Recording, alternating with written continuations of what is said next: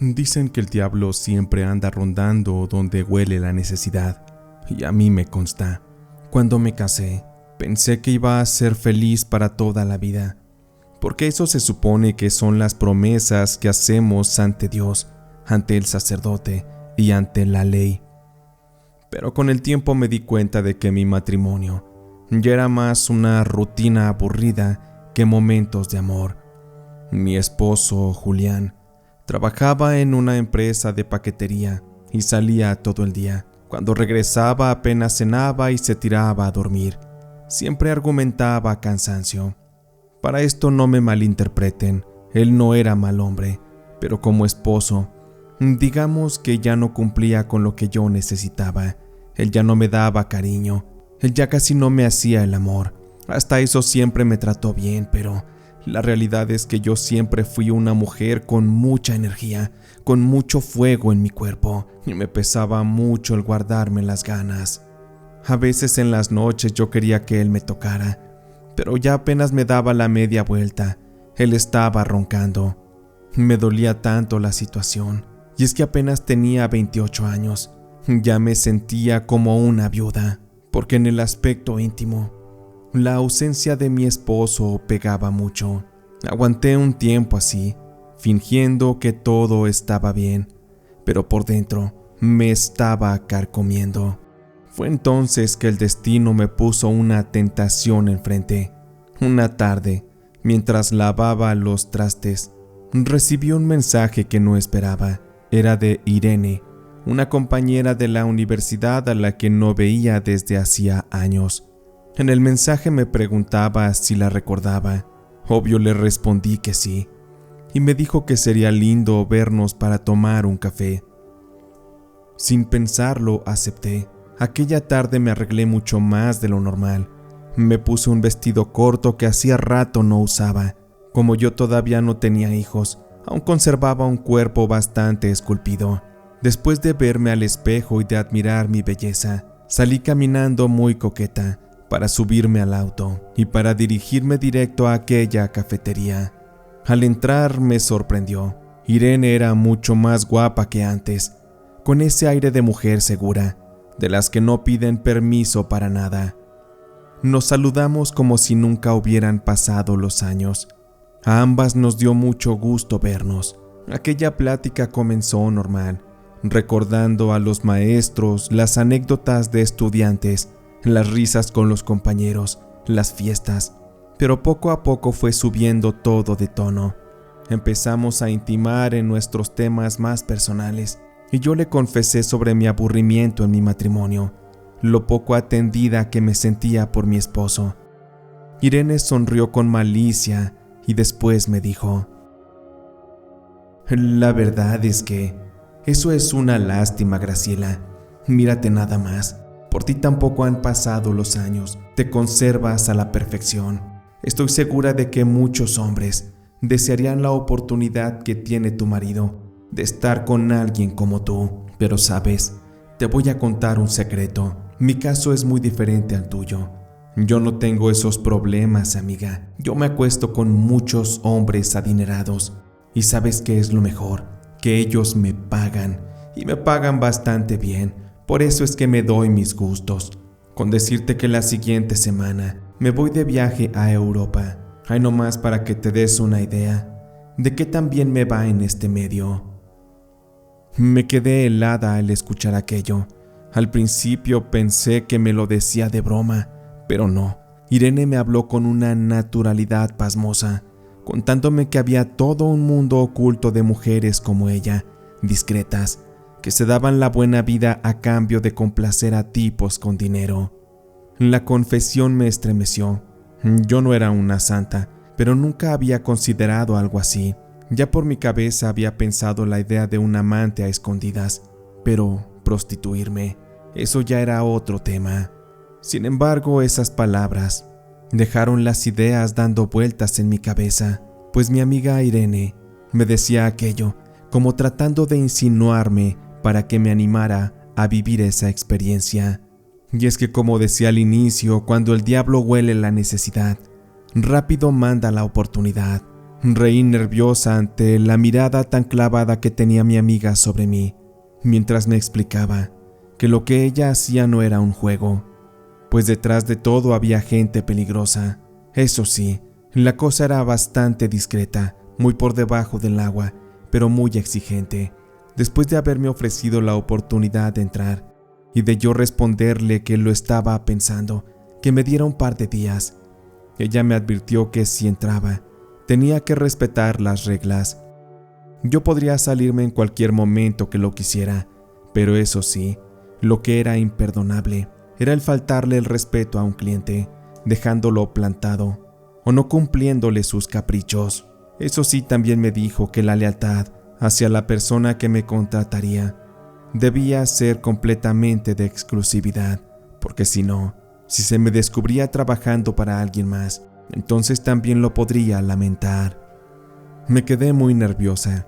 Terminamos la plática y vi cómo mi amiga se marchaba en un auto muy bonito. Se le veía un porte impecable y algo me llamaba para ser como ella. Irene se había convertido en un ejemplo a seguir. Esa noche no pude dormir. La curiosidad me consumía, junto con el ardor de tantas carencias, de ver a mi esposo dormido junto a mí, de saber que me estaba aguantando las ganas. Me vi obligada, o mejor dicho, forzada, a contactar a mi amiga Irene. Después de hacerlo, ella me dio un número telefónico, al cual simplemente debería marcar, y eso fue lo que hice. Irene me había advertido que quien me respondería sería, en teoría, la jefa, la dueña del negocio, y cuando llamé la conocí. La voz de aquella mujer misteriosa me heló la sangre cuando contestó, de una forma fría, directa y sin vueltas. Me preguntó sobre mi disponibilidad. Yo le platiqué que solo cuando mi marido estaba de trabajo. Fuera de esos horarios sería imposible. Le respondía yo con una voz temblorosa, y la mujer me dijo que le parecía perfecto, que iban a probar mi servicio, y me lo dijo en modo de sentencia. 3 días después recibí el primer llamado al celular. Me citaron en un centro comercial, y ahí un carro polarizado se detuvo frente a mí. Un hombre bajó la ventanilla y me preguntó: «Tú eres Graciela, ¿verdad? Sube, no hagas preguntas». El corazón me latía muy fuerte. Subí. Enseguida me vendaron los ojos. Sentí que el auto avanzaba por varios minutos hasta detenerse. Aquellos hombres me bajaron y me guiaron hasta una habitación de hotel. Al abrirse la venda de mis ojos, me encontré con un cuarto elegante, con botellas de vino y ropa sobre la cama. Uno de los hombres me ordenó cambiarme en silencio. El vestido era provocativo, de seda oscura. Me sentí desnuda aún portando aquel bello vestido, pero la verdad es que se me veía maravilloso y realmente me sentía hermosa. Frente a mí se encontraba sentado y con un puro en su boca. Mi primer cliente era un hombre de unos 60 años, con cadenas de oro en el cuello y un reloj carísimo que brillaba bajo la lámpara. Se notaba que el dinero le sobraba. Me preguntaba quién sería, pero no di muchas vueltas al asunto. Yo tenía trabajo que hacer. Aquella tarde no hubo palabras dulces, solo acción. El tipo me tomó como si ya me conociera. Me besó intensamente y me ofreció una copa. Tuve que beberla por cortesía. Nunca fui mucho de beber alcohol. El resto de la tarde fue un torbellino. Yo, que llevaba meses apagada, me dejé consumir. 3 veces lo hizo aquel hombre, ayudado, claro, por unas pastillas azules, pero yo no hice caso de eso. No me importó. Yo lo que quería era disfrutar. Esa era la primera vez en mucho tiempo que sentía que alguien me encendía verdaderamente. Ese hombre era todo un experto y definitivamente sabía cómo estimularme. Cuando todo terminó, me entregó un sobre. En ese momento no lo abrí. Me quería esperar hasta llegar a casa. Cuando el tipo salió por la puerta del hotel, los 2 sujetos que me llevaron hasta ahí entraron. Me vendaron nuevamente los ojos. Me fueron llevando hasta el automóvil y me dejaron nuevamente en el centro comercial.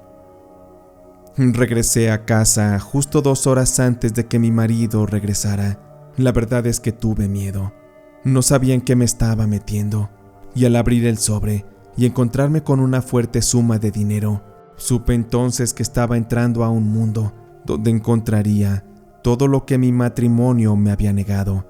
Y aunque algo dentro de mí me advertía que estaba jugando con fuego, en esos momentos no me importaba quemarme. Yo solo quería volver a sentirme viva. Me fui enredando cada vez más en ese mundo. Al principio era el miedo, luego la costumbre, después la ambición.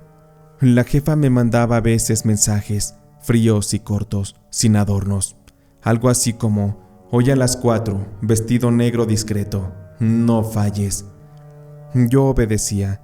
Llegaba con el corazón latiendo fuerte, pero ya no temblaba como la primera vez. Al contrario, empezaba a sentirme dueña de mis movimientos, segura de todo lo que estaba ante mí. El dinero era ya bastante, demasiado para lo poco que tenía que hacer. Les aseguro que en pocos meses había juntado mucho más dinero de lo que mi marido ganaba en años. Para mí aquello era impresionante y se me estaba complicando cada vez más el ocultarlo. Ya había llenado una cuenta de banco, pero tenía miedo de que el fisco buscara rastrearme, así que empecé a esconder el dinero en la casa. Realmente la adrenalina era mucha, porque mi esposo ni siquiera se daba idea de todo lo que yo hacía en su ausencia. Además, ya ni siquiera me importaba si él me tocaba o no, porque yo, por mi cuenta, estaba disfrutando muy bien de la vida. Hasta esto todos los clientes que me tocaban eran respetuosos, muy intensos, pero sabían bien jugar con las reglas. Ninguno me golpeó, ninguno me maltrató. Ellos estaban apegados a lo que la jefa les pedía. Seguramente porque a cambio de la discreción, ellos debían mantenerse dentro de la línea. Debo confesarles que aquella vida me gustaba. Me gustaba sentirme querida por un momento, estimulada. Me gustaba probar un poco de todo, experimentar la vida en ese sentido. Ahí fue donde comprendí que realmente mi esposo era un muy mal amante y que me hubiera gustado experimentar más antes de casarme, porque aunque se niegue, pero la intimidad es uno de los pilares de una relación, y donde no haya buena interacción de este tipo, toda relación se va a venir abajo. Por ello es que es bueno probar un poco de aquí y de allá para poder encontrar a un hombre que sea bueno y sobre todo que sea buen amante. Pero regresando al tema, conforme fui avanzando en el tiempo, en la experiencia, hubo algo que empezó a disgustarme. A mí nunca me gustó que me dieran órdenes o tener que dar cuentas a alguien. Por ello es que decidí jugar con fuego, y con esto se me empezó a meter a la cabeza la idea de atender a algunos clientes por fuera del sistema, es decir, hacer mi agenda personal sin que la jefa se enterara. Esto lo hice porque también algunos clientes me lo propusieron. Ellos ofrecían pagarme mucho más, a cambio de unas ligeras libertades adicionales. Estos me prometieron que no me harían daño, que simplemente les gustaría experimentar cosas nuevas. A esto les pasé un número distinto, un celular que compré solo para eso, para hacer un trato directo. Durante semanas todo salió bien. Ganaba más dinero y a veces hasta trabajaba menos. Hasta me di el lujo de rechazar algunos encargos de mi jefa. Le mandaba excusas baratas como que estaba enferma o que esos días tenía visitas. Ella solo contestaba con un seco ok, y yo, siendo una tonta, interpreté aquello como una indiferencia. Pensaba que mi jefa lo comprendía y que respetaba los límites que estaba poniendo. Un viernes recibí un mensaje de la jefa. En este me decía: hay cliente nuevo, un perfil confiable. Pasará por ti afuera del centro comercial a las 5, sé puntual. Mi intuición me hizo dudar. Sentí un nudo en la panza, algo distinto. Pensé en inventar algo que estaba ocupada, pero al final ya había rechazado muchas ofertas, así que me arreglé y fui. El carro ya me esperaba. Era un sedán blanco polarizado. El chofer bajó el vidrio y me preguntó: ¿Usted es Graciela? Yo solo asentí, y el hombre quitó el seguro de las puertas traseras. Abrí y me senté, y en eso escuché una orden que me dijo: Entrégueme el celular, señorita. Para esta cita está prohibido. Me imagino que se lo hicieron saber. Uno de los tipos que viajaba me quitó el celular sin mirarme y lo metieron en una bolsa. Luego vino la venda en los ojos.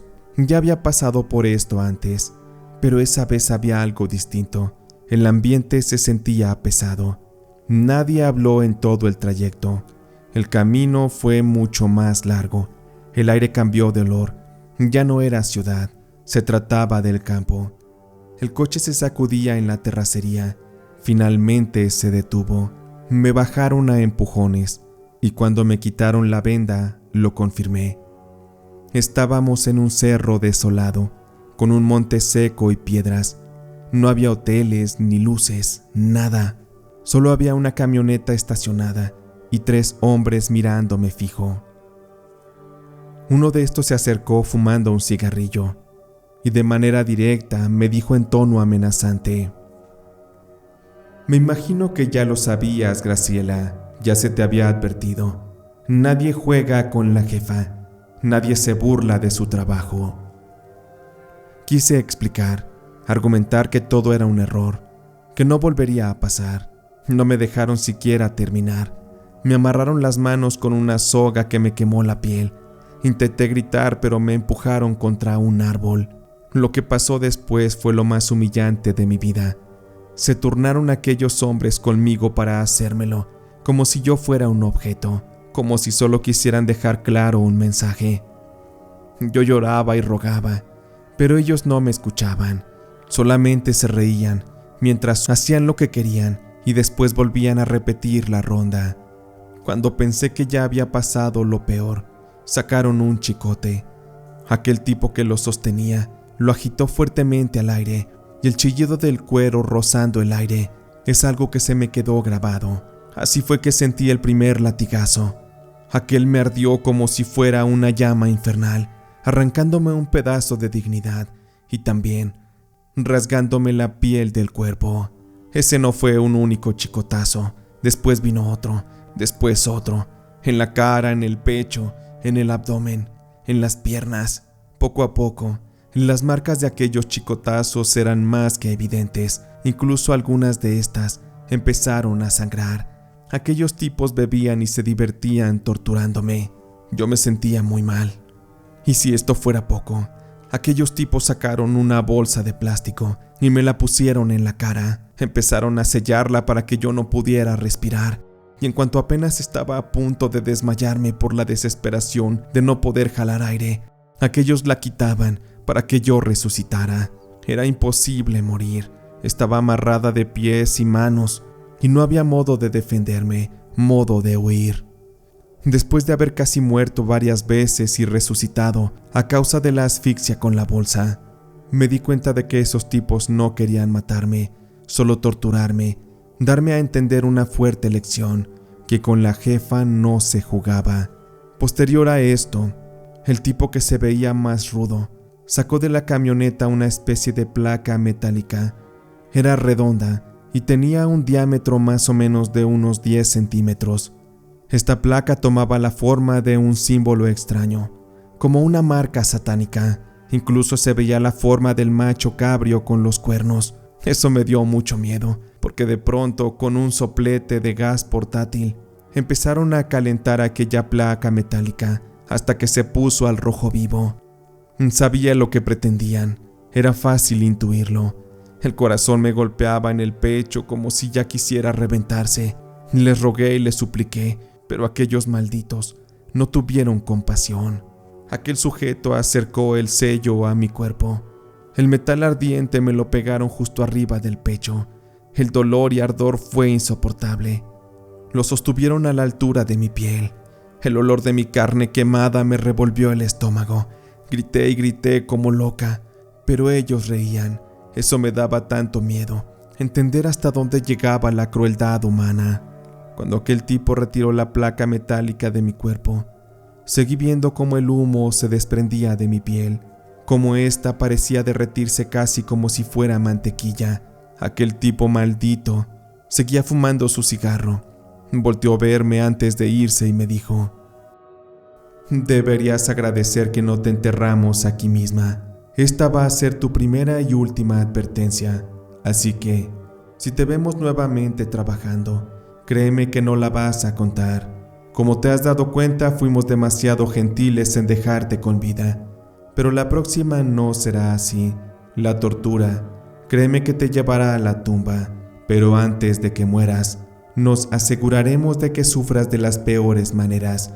Te aseguro que suplicarás por tu muerte, pero esta tardará mucho en llegar. Así que, con mucho cuidadito, pendeja, te tendremos bien vigilada». Aquellos tipos se subieron a la camioneta, los tipos del carro tipo sedán también, y me dejaron ahí amarrada al árbol, en medio de la nada. Estaba lejos completamente de todo, y horas más tarde, ya siendo de noche, el silencio fue peor que los golpes, que aquella tortura. La noche empezó a caer, el frío me calaba, el pecho me ardía y las muñecas me sangraban, de tanto que trataba de desprenderme la soga de las manos. Grité y grité hasta desgarrarme, pero nadie respondió. Además, traté de guardar silencio porque en aquel lugar sabía que existen animales que podrían acudir a devorarme. Me quedé desmayada con mi cuerpo colgado. Las sogas sostenían mi cuerpo, pero en eso fue que desperté. Escuchaba ladridos y pronto noté que 2 perros salieron entre los mezquites. La luz de la luna los iluminaba tenuemente y ahí estaban, flacos, muy suspicaces. Al principio pensé que eran agresivos, pero luego me di cuenta de que no. Aquellos se acercaron a olerme y uno de estos lamió mi herida. Sentí miedo de que fueran a morderme, a devorarme viva, pero detrás de ellos apareció un anciano con sombrero. Les silbó y aquellos perros fueron hacia donde su amo, muy tranquilos y meneando la cola. Aquel tipo llevaba consigo una especie de lámpara de petróleo. Le dio mucha sorpresa el verme en ese estado. «Virgen Santísima, muchacha, pues ¿qué te hicieron? Déjame ver cómo te puedo ayudar». El tipo, muy preocupado, se acercó. Traía una navaja y cortó las sogas para liberarme. El hombre murmuraba oraciones mientras que sus perros se echaban a mis pies como si fueran mis guardianes. No sé de dónde sacó fuerzas aquel hombre, pero me ayudó a caminar hasta una finca cercana. En ese momento supe que aquello era mi salvación. El anciano rápido acercó una tina metálica con agua tibia y me dio mi privacidad para que me diera una ducha. Era necesario lavar las heridas antes de salir al hospital para que me atendieran. Después de aquello, el anciano me prestó una sábana limpia. Él no tenía ropa de mujer, era un hombre solitario. Me prestó unos guaraches, pues toda mi ropa y mis zapatillas se los llevaron aquellos hombres en el auto. Ya íbamos caminando en medio de la noche. Aquel tipo no tenía vehículo, ni siquiera un caballo o un burro, así que fuimos caminando hasta alcanzar el punto donde se encontraba la carretera. El hombre iba muy callado. Yo iba volteando a todas partes, esperando que no me siguieran aquellos malditos. Pero el anciano, muy preocupado, me advirtió: «No deberías voltear para atrás. Cuando la noche te quiere tragar, lo mejor es caminar hacia la luz, así que anda, no pares, ya falta poco». No tuve fuerzas para contestar. Tenía que usar lo que me quedaba de energía para seguir caminando. Aquel anciano me llevaba del brazo, sosteniendo mi cuerpo, con mucho cuidado para no lastimarme. Avanzamos entre piedras y mezquites, hasta que finalmente nos alejamos lo suficiente de la finca de aquel hombre y llegamos hacia donde se encontraba la carretera. Tuvimos que esperar casi a la madrugada para que alguien se detuviera. Finalmente una camioneta tipo pick-up se detuvo. El viejo había levantado la lámpara como señal, y entre él y el chofer me ayudaron a subir a la caja. Yo quise agradecer, volver la cara para despedirme, pero aquella camioneta ya había avanzado y el anciano había desaparecido. Ya no lo alcanzaba a ver a él ni a los perros, ni la luz amarilla de su lámpara. El cerro parecía tragarse todo, incluso mi vida, porque sabía que después de lo acontecido, mi matrimonio estaría destruido, mi dignidad y gran parte de mi vida. En urgencias me cosieron, me inyectaron para la infección, me cubrieron con gasas y llamaron a mi marido. Este llegó muy preocupado, con el uniforme de trabajo todavía puesto. Se quedó parado en la puerta, sin entrar. Cuando por fin se acercó, me vio el pecho vendado y las marcas aquellas. Mi esposo me preguntó quién me había hecho todo eso, y allí entendí que no había manera de sostener las mentiras. Tuve que contarle sobre Irene, sobre los mensajes, sobre el dinero y sobre la falta tan grande que había cometido contra nuestro matrimonio. Mi esposo solo escuchó, con su mirada perdida. Una lágrima salió de su ojo y estaba segura de que él quería matarme, de terminar aquel trabajo que aquellos sujetos no hicieron. Pero mi esposo solo apretó la quijada, pagó los gastos del hospital, firmó papeles, habló con un doctor. Y al día siguiente, cuando llegué a la casa en la que vivíamos, solo dejó bolsas de plástico llenas con mi ropa y se fue. Dentro de la bolsa estaba nuestra acta de matrimonio, doblada y con el anillo de compromiso dentro. No dejó una sola nota, no hizo falta. Asumí mi culpa y entendía que aquello era una sentencia de divorcio. A mi marido no le importó lo que me hicieron, y con justa razón. Yo me lo había buscado, porque él siempre me dio protección en casa, siempre hizo lo que pudo. Aquel día que me dieron de alta del hospital en cuanto pude, sabía que debía poner una denuncia ante la fiscalía, pero aquel día le pedí a una amiga que me acompañara, pero cuando ésta llegó a donde yo me encontraba, me di cuenta que había una camioneta observándonos, como amenazándonos en caso que quisiéramos dar un paso en falso. Por ello es que decidí mejor no poner la denuncia. Sabía que eso me costaría la vida, porque aquellas personas, aquella secta o lo que sea, seguramente predicaban satanismo y tenían una red de negocio por debajo del agua. Seguramente incluso hasta las autoridades podrían estar inmiscuidas en todo esto. Por eso es que mejor quité el dedo del renglón. Intenté prevenir a Irene, mi amiga, de todo esto, pero ella ya no contestaba su teléfono. Sus redes sociales estaban vacías. No sé si me bloqueó o quizá desapareció antes que yo, y de la jefa ya no supe más, y fue mejor así. Me quedé un tiempo en casa de una prima. A ella le confesé todo, pues era de mi confianza. Le platiqué de lo ocurrido y también de aquel anciano que me salvó. En esos días sentía muchas ganas de ir a agradecerle al viejo por haberme ayudado. Tuvieron que pasar 2 semanas para estar completamente bien. Fue entonces que tomé un taxi. Le pagué lo suficiente para que me llevara hasta allá, pues aún conservaba todo el dinero que había ganado trabajando vendiendo mi cuerpo.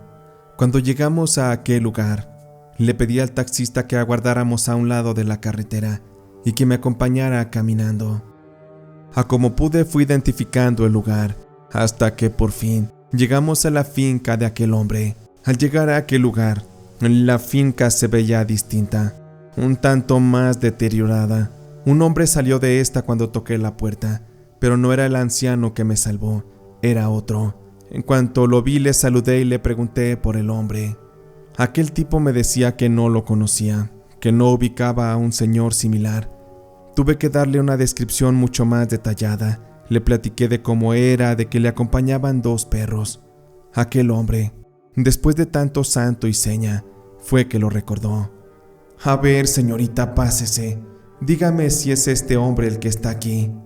Aquel hombre de la finca me pasó al cuartito y ahí tenían una fotografía recargada en un pequeño altar con una veladora. Aquella imagen era exactamente la misma del anciano que me ayudó. Sí es ese. Ese es el hombre que hace unos días me salvó. Aquel hombre en la finca se sorprendió. ¿De verdad? ¿Está usted hablando de don Anselmo? Pues déjeme le digo que este hombre que usted está viendo ya no está vivo.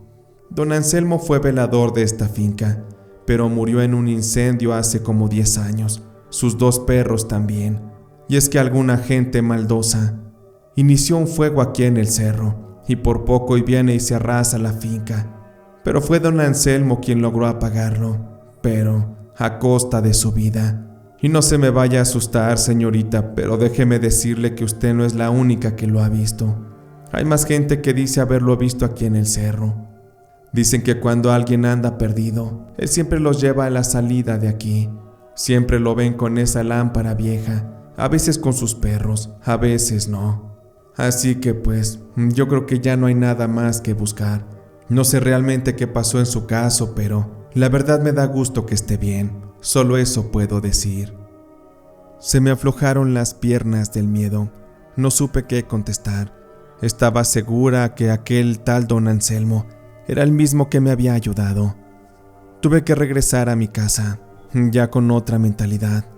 Estaba desconcertada por todo lo que había pasado, pero me imaginé que aquello fue una señal de Dios para que yo regresara al buen camino, para que reflexionara y comprendiera que cuando una persona está necesitada, el diablo es el primero que se acerca a ofrecernos cómo satisfacer dicha necesidad. Hoy en día trato de llevar una vida normal. Con el dinero que gané, inicié una vida nueva. Me pagué una cirugía reconstructiva para que me quitaran aquella marca del sello satánico. Hoy en día estoy rehaciendo mi vida con otro hombre, de mi antiguo marido. Sé que se fue a otro estado después de divorciarnos. No hubo pleitos, solo una firma silenciosa. Me dolió mucho aquello, pero más me dolía la mentira en la que ya no estaba a gusto. Un matrimonio en el que no era feliz. Quizá las cosas hubieran sido distintas si yo hubiera hablado, si a través de la comunicación hubiera llegado a un acuerdo con mi esposo, pero no. Busqué la salida fácil por ser cobarde, y por eso es que pasó todo lo que les he contado. Solo quiero que recuerden que Dios siempre está en su camino, esperando que ustedes lo llamen. Él nunca les va a solucionar la vida directamente, pero pondrá a su alcance las herramientas. Él les mandará las señales para que sigan, para que tomen ciertas decisiones. Y créanme que mi caso es la prueba viviente de ello.